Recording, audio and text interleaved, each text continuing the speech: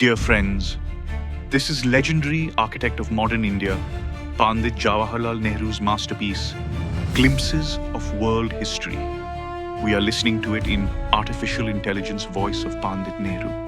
Let's keep our phone aside, an immense in the vast ocean of world history.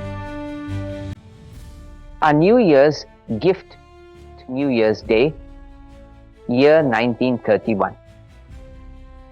Dear Indira Priyadarshini, do you remember the letters I wrote to you more than 2 years ago when you were at Mussoorie and I was at Allahabad?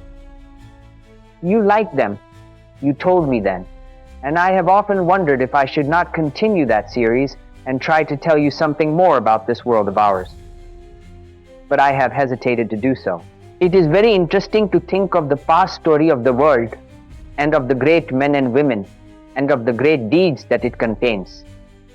To read history is good, but even more interesting and fascinating is to help in making history. And you know that history is being made in our country today. The past of India is a long, long one, lost in the mists of antiquity. It has its sad and unhappy periods which make us feel ashamed and miserable.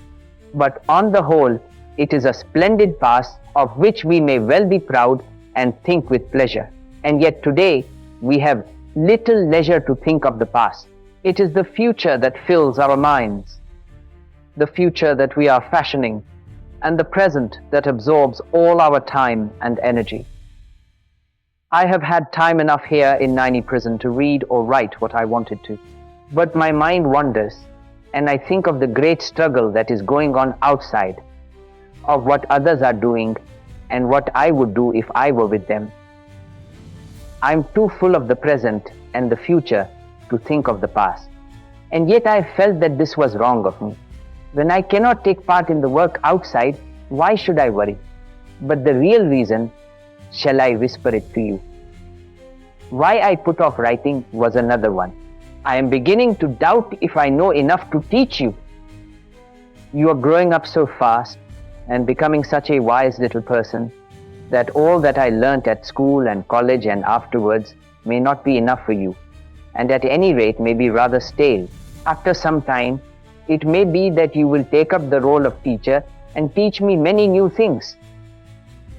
As I told you in the letter I wrote to you on your last birthday, I am not at all like the very wise man who went about with copper plates round about him so that he might not burst with excess of learning. When you were at Mussoorie, it was easy enough for me to write about the early days of the world, for the knowledge that we have of those days is vague and indefinite. But as we come out of those very ancient times, history gradually begins, and man begins his curious career in various parts of the world. And to follow man in this career, sometimes wise, more often mad and foolish, is no easy matter. With the help of books, one might make an attempt. But Naini prison does not provide a library. So I am afraid it is not possible for me to give you any connected account of world history, much as I should have liked to have done so. I dislike very much boys and girls learning the history of just one country, and that too very often through learning by heart some dates and a few facts. But history is one connected whole, and you cannot understand even the history of any one country if you do not know what has happened in other parts of the world. I hope that you will not learn history in this narrow way, confining it to 1 or 2 countries, but will survey the whole world. Remember always that there is not so very much difference between various people as we seem to imagine. Maps and atlases show us countries in different colors. Undoubtedly, people do differ from one another, but they resemble each other also a great deal. And it is well to keep this in mind and not be misled by the colors on the map or by national boundaries.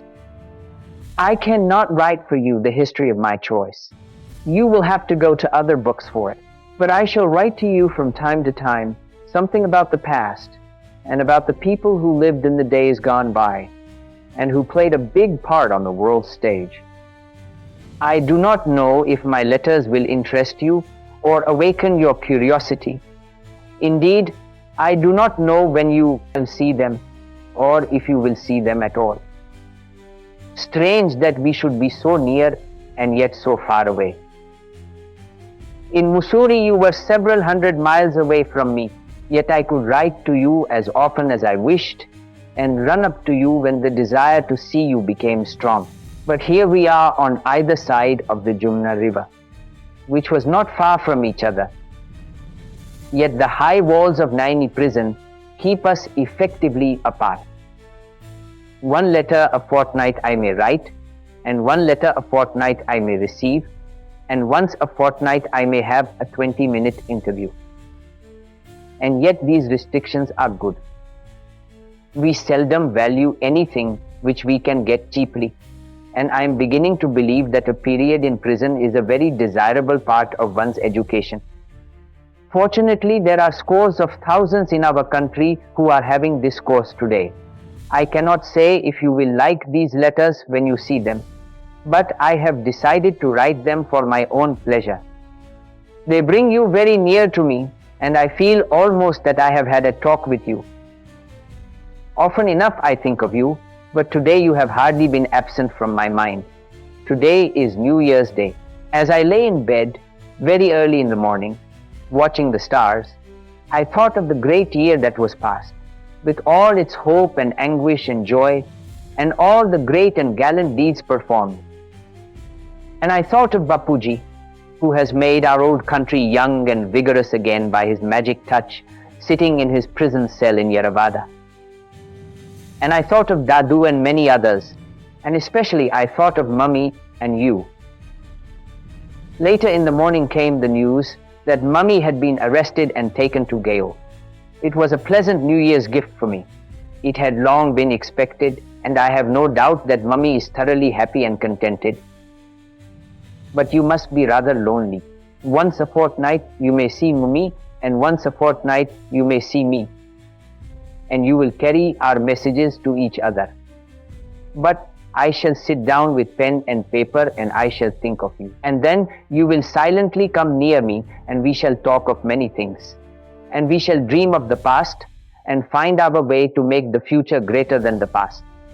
So on this New Year's Day, let us resolve that by the time this year also grows old and dies, we shall have brought this bright future dream of ours nearer to the present and given to India's past a shining page of history.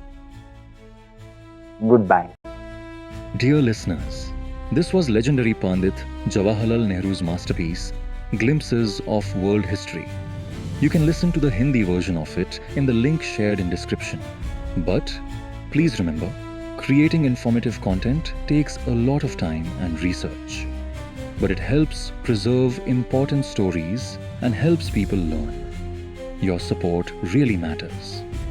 When you like, subscribe, and share these videos, you help good content succeed instead of trashy videos.